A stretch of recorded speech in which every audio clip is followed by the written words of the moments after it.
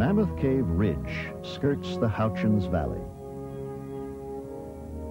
On the other side, beneath Flint Ridge, lies another cave network, once shrouded in mystery. Here, 40 years ago, one of the great exploits of cave exploration began. In the 1950s, a group of weekend adventurers began an intensive probe into the secrets of Flint Ridge. There had long been talk of a vast underground system that might link all the caves in the area. It began as an exciting pastime. It became a grueling obsession. Over the years, hundreds of men and women took part. There were untold yards of muddy crawlways. There were pits and crevices and mazes from which there seemed no escape. Flint Ridge developed its own colorful place names: the Corkscrew, Shower Shaft, Agony Avenue. But the cave grew until Flint Ridge alone was pushed to nearly 90 miles. And if it could be connected to Mammoth, then this was the underground Everest, by far the longest cave in the world. In the summer of 1972, a team entered Flint Ridge to probe a tantalizing passage that led toward Mammoth. It took 7 hours to reach the end of the known passage. Then they tackled what would be called the tight spot. It seemed impenetrable.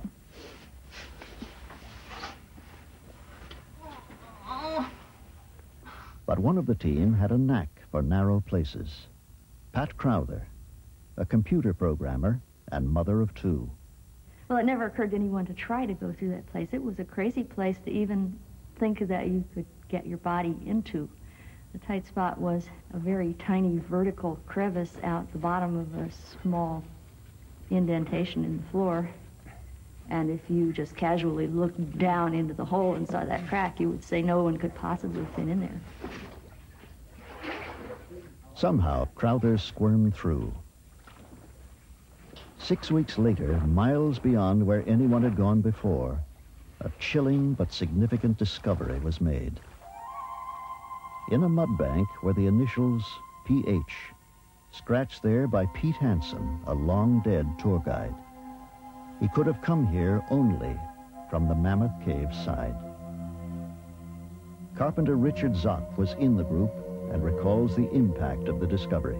We had the feeling that we had found the passage that was going to take us into Mammoth Cave, but we hadn't done it. We had seen virtually a mile of passage, but we didn't know exactly where it went. And we plugged along, and we plodded along, and we surveyed, and we surveyed, and we surveyed. 10 days later, the group tried again, reaching what they now called Hansen's Lost River in 9 hours. Excitement and exhaustion dominated the thoughts of leader John Wilcox.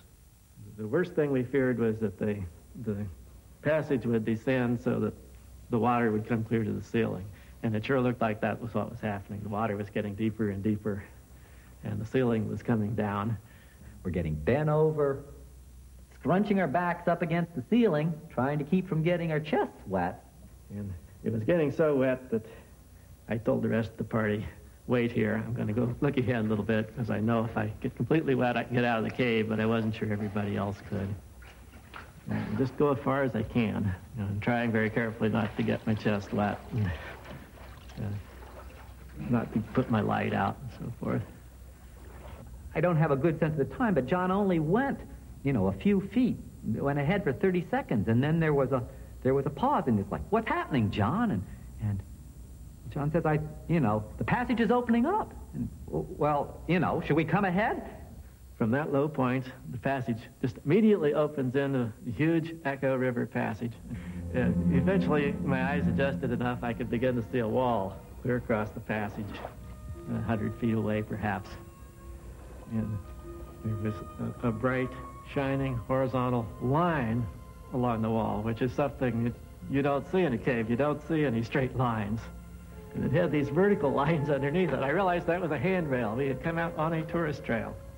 All of a sudden, John shouted, I see a tourist trail. And those words just electrified the party. It was kind of like someone yelling fire in a theater. Everybody just surged forward. And we realized that we had made the connection.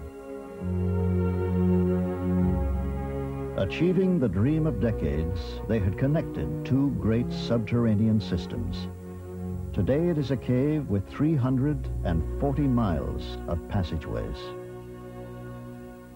It's one of these complete victories that you don't often achieve in life. Usually things are shades of gray in your professional work or your personal relations with other people or whatever. In climbing a mountain, sometimes you have a clear-cut victory. Either you reached the top or you didn't. And this was one clear-cut victory in my life where, by golly, we went in the Flint Ridge side and we came out the Mammoth Cave side. It was a strange and lonely victory. After a grim struggle in the dark subterranean river, they emerged in Mammoth Cave at 1 in the morning. Not even a watchman was there to greet them as they trudged into one of the most famous tourist landmarks underground, the Snowball Dining Room. And they would complete their historic trek with sublime ease, riding to the surface in an elevator. There was no fanfare, no waiting reporters, but they were still overjoyed. Like all cavers in victory or defeat, they were used to being on their own.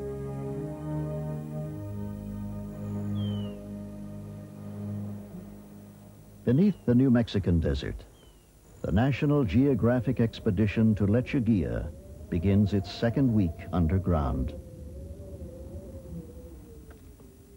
The cave's beauty is now legendary, but there is more to discover here. High on a hill deep within the heart of the cave, a mystery unfolds. Sulfur is prevalent here and in other regions of the cave. And tiny bacteria are found in these deposits, along with fungi that feed on them. In turn, the bacteria may feed on the sulfur, thriving in eternal darkness. Evidence indicates an unusual genesis for Lechuguilla. As hydrogen sulfide rose from below, it mixed with oxygen in water or air, forming sulfuric acid. This potent chemistry gradually ate through the limestone, creating the cave from the bottom up.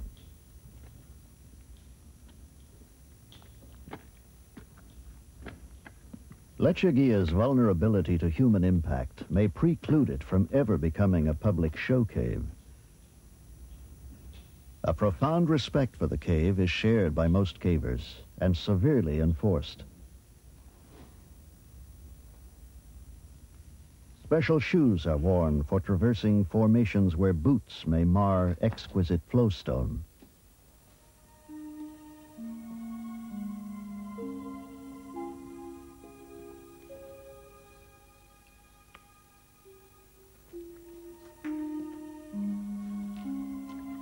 Stalagmites of calcite line the shores of the Pearlsian Gulf, so called because of the thousands of pearl-like formations found here.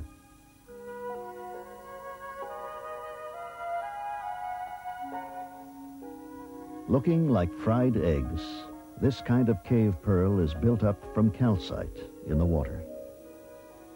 Another variety of cave pearl forms when a single grain of sand becomes coated with calcite.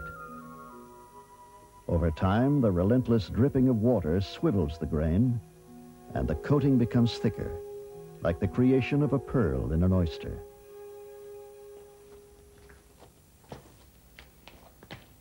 Lake Castrovalva guards a remote corner of the cave. The only way across is to swim. Intricate stone formations border the edge of the lake, slowly deposited by waters rich in calcite. For eons, these exotic shores have been still and silent, calm, until now.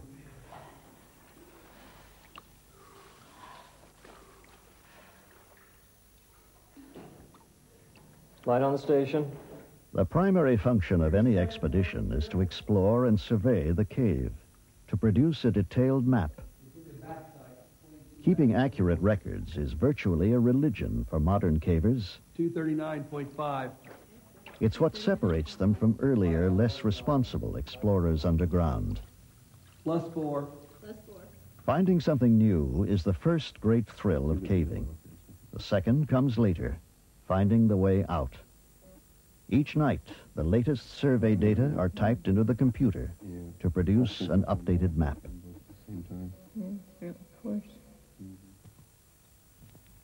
The ancient skeleton of a ring-tailed cat.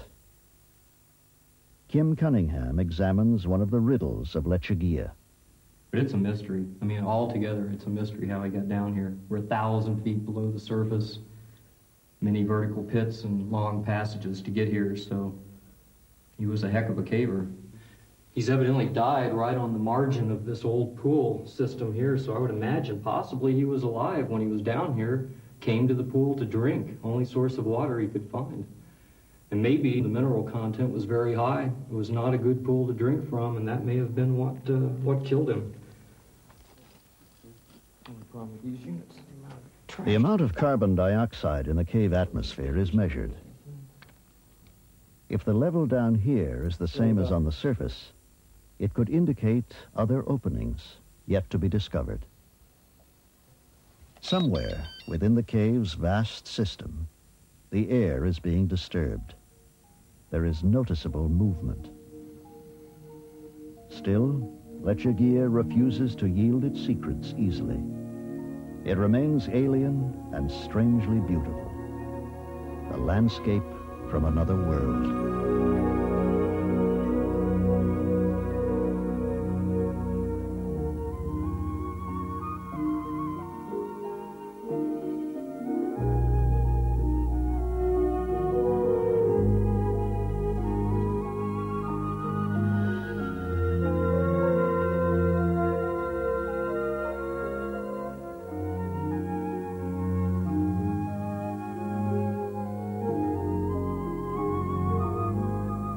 Lechuguilla's wonder is a fragile thing. What man can discover, he can easily destroy.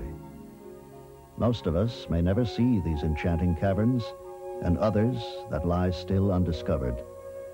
But perhaps it will be enough to know that they are there. Lechuguilla now consists of almost 60 miles of breathtaking passageways. New discoveries continue, and there is no end in sight.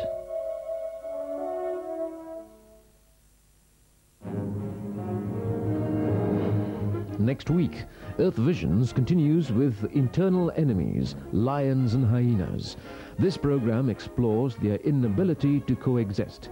Also, new behavioral information is uncovered about them.